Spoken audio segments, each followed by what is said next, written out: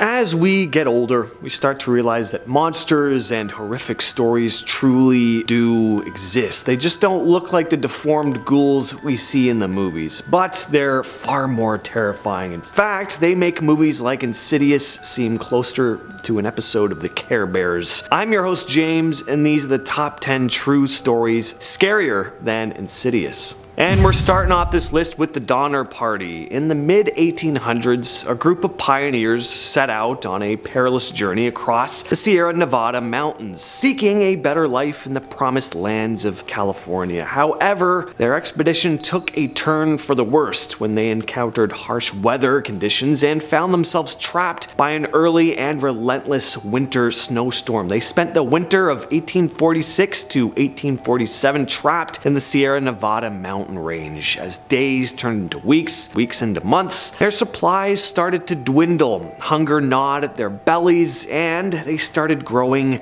more and more desperate. As members of the group began dying off due to the harsh weather or starvation, some members of the party began resorting to measures unimaginable under ordinary circumstances. Cannibalism became a horrifying means of survival. And I think I could just end it there. Cannibalism. Alright, scary. This next story comes to us from Reddit user Sizzlor26. It's very short but sweet, and this list is going to get pretty intense, so I think we'll just start off with something easy. On my previous job, when our building was still under construction, the only floors that were occupied were the 1st, 2nd, 5th, 6th, and 7th. One time I was alone inside the elevator going from 1st to the 6th floor when suddenly it stopped and opened on the 3rd floor. Normally I would just disregard it, but rumors were all over that a ghost child was playing around on the vacant floors, so I pressed the close button as fast as I could.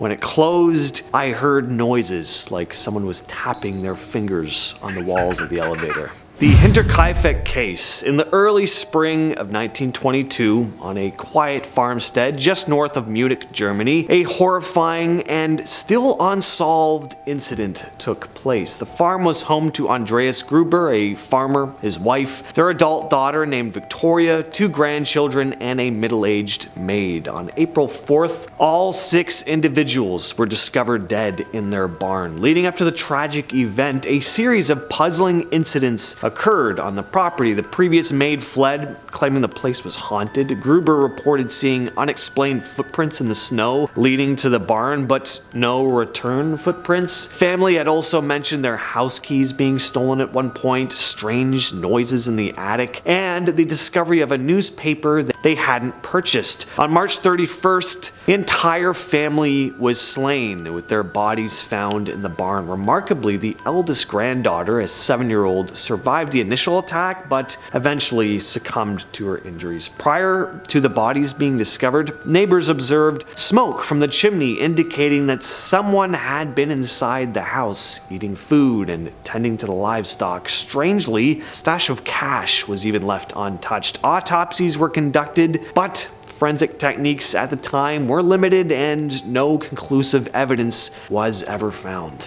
The Henry Howard Holmes Castle. This is the definition of a house of horrors. Dr. Henry Howard Holmes, one of America's most notorious criminals, is infamous for constructing a castle of horrors in the late 19th century. Holmes, born as Herman Webster Mudgett in 1861, possessed a cunning intelligence and a chilling desire to enact harm on others. In the Inglewood neighborhood of Chicago, he constructed a sprawling structure, a labyrinth designed to help carry out his heinous acts. It boasted 3 stories and a basement teeming with secret chambers, trapdoors, soundproof rooms. There were winding hallways, dead-end passages all throughout the property, and concealed compartments purposely designed to disorient his victims and prevent any potential escapees. Holmes capitalized on his position as a charismatic doctor, luring unsuspecting women to his property. However, once inside its sinister walls, victims would find themselves subjugated to unimaginable horrors.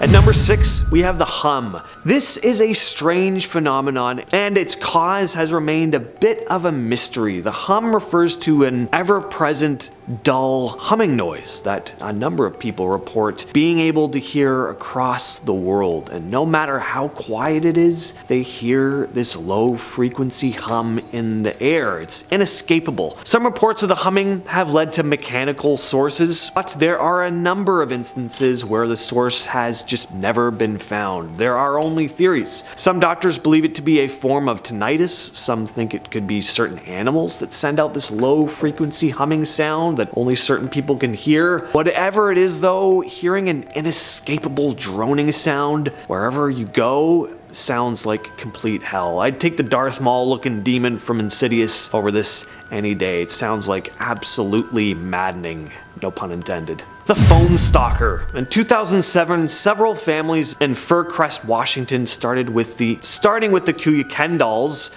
I'm really not sure how to pronounce that last name. Always messes me up. But they began receiving disturbing phone calls from an anonymous caller or callers. It's never been fully solved. Specifically Courtney, who was 16 at the time. The unknown caller would call and text Courtney with disturbing messages and calls before expanding to various members of the family, continuing to make violent threats and speaking in vulgar language. As bad as all of that was, it got worse when whoever this person or persons were, they seemed to know a little too much about the family, like what they were wearing, where their kids went to school. The calls became so frequent that the family members had changed their phone numbers, but the calls kept coming. They had gone to the police, and after returning home from meeting with law enforcement, they noticed a voicemail on their phone that was a recording of their conversation from the police from earlier that day. There were other families related to or friends of the family who also received similar phone calls, although not as frequent and persistent. To this day, the case is still unsolved, although it's clear that someone was hacking Courtney's phone. The case of Elizabeth Wettlaufer. Ever seen the movie Misery? Well, Elizabeth Wettlaufer is basically the real-life version of Annie Wilkes. She took the lives of 8 patients in her care and attempted the lives of 6 others, all of whom were senior citizens. The majority of her crimes took place while she was working as a nurse at Caricent Care, a long-term care home in Woodstock, Ontario. She injected 9 elderly patients with insulin, beginning with James Silcox, a World War II veteran. It's such a sickening case because not only is she ending people's lives, which is always a bad thing, but the elderly are the most vulnerable people in society. And not only that, but they're in the hospital under the care of someone we entrust with our lives. Nobody goes into the hospital imagining or thinking that the nurse is going to intentionally harm them. Elizabeth would describe feeling this uncontrollable urge to commit these acts. In her own words, I knew the difference between right and wrong. God or the devil or whatever wanted me to do it. Number 3, Stephen Small. This is a case where a man was buried alive. One of my absolute worst nightmares. Late in the night on September 2nd, 1987, Stephen Small received a call from a man claiming to be a police officer, saying that one of the properties Small owned had been broken into. So Small left his house to head to the property and speak with the officer, and that was the last time his wife Nancy saw him alive. A few hours later, Nancy received a phone call. It was an unrecognized voice saying, "We have your husband, Nancy." The caller put Stephen on the phone, who informed his wife that he was being held for ransom and that she needed to obtain $1 million in cash to free him. Police would later track down the perpetrators, Danny Edwards and Nancy Risch, who would lead them to where Small was buried. The officers dug up a wooden box containing his body. It had been fitted with an air tube leading from the box to the open air above, but it was too long and thin to provide sufficient air, and Small had died of asphyxiation. The David Parker Ray case. Alright, so I gotta say it has not been fun delving into this case. Really any of these stories, but the last 2 here are incredibly unnerving. This guy, as well as everyone who helped him, were just straight up evil pricks. David Parker Ray had a soundproof trailer packed with all sorts of equipment used to inflict torture on women he would abduct and confine for weeks and sometimes even months on end. There were survivors although he's believed to have taken the lives of over 60 women from Arizona and New Mexico, although no bodies were ever found. His girlfriend Cindy Hendy was an accomplice to his crimes, as well as his own daughter, Glenda Jean Ray. Now, what went on in this trailer, which David referred to as his toy box, can't really go into details about here, nor do I really want to, but suffice to say, it's about as sick and twisted as it gets. David would play a 20-minute audio recording for the women when they were captured, detailing the types of things he was going to put them through. I have heard a portion of this recording. It is far more disturbing than anything you'll hear come out of the mouth of any horror movie villain. Incredibly though, this monster's last victim, in 1999, actually escaped and led police to him. Her name is Cynthia Vigil, and when Ray had left to head out to work, there were a set of keys to her cuffs that were just within reach. She unlocked her cuffs, phoned the police, but just then, Ray's accomplice Cindy Hendy walked in and whacked Cynthia over the head with a lamp, and Cynthia hit the ground, but she wasn't about to give up. She grabbed an ice pick that had fallen to the floor when she hit the ground, an ice pick that her captors had used on her at one point, and jabbed Hendy in the neck with it. Then Cynthia made her way to the doors of the trailer, kicked them open, and ran through the New Mexico desert until she reached a trailer park where a woman helped phone the police. Unfortunately though, Ray would never see a jail cell as he died of a heart attack in 2002, just a few years after. And lastly, I'm going to leave you with the most sickening case I've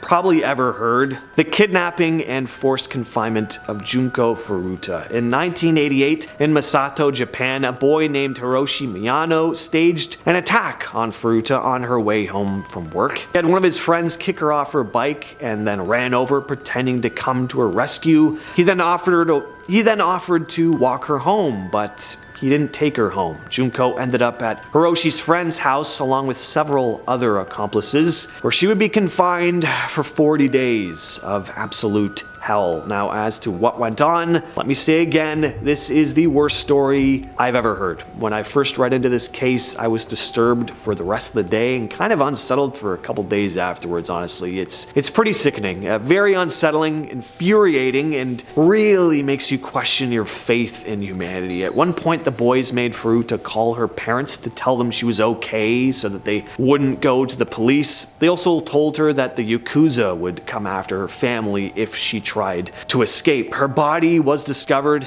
encased inside a concrete drum. The worst part about this case is that the perpetrators received incredibly light sentences compared to the heinous acts they committed. It's completely unjust, infuriating, especially if you do decide to go ahead and read about the grisly details of this case. But again, fair warning.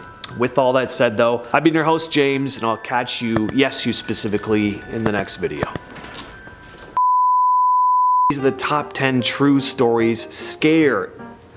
I'm your host James, and these are the top 10 true stories. I don't know, I can't, oh god. This title is messing me up for some reason. I'm your host James, and these are the top 10 true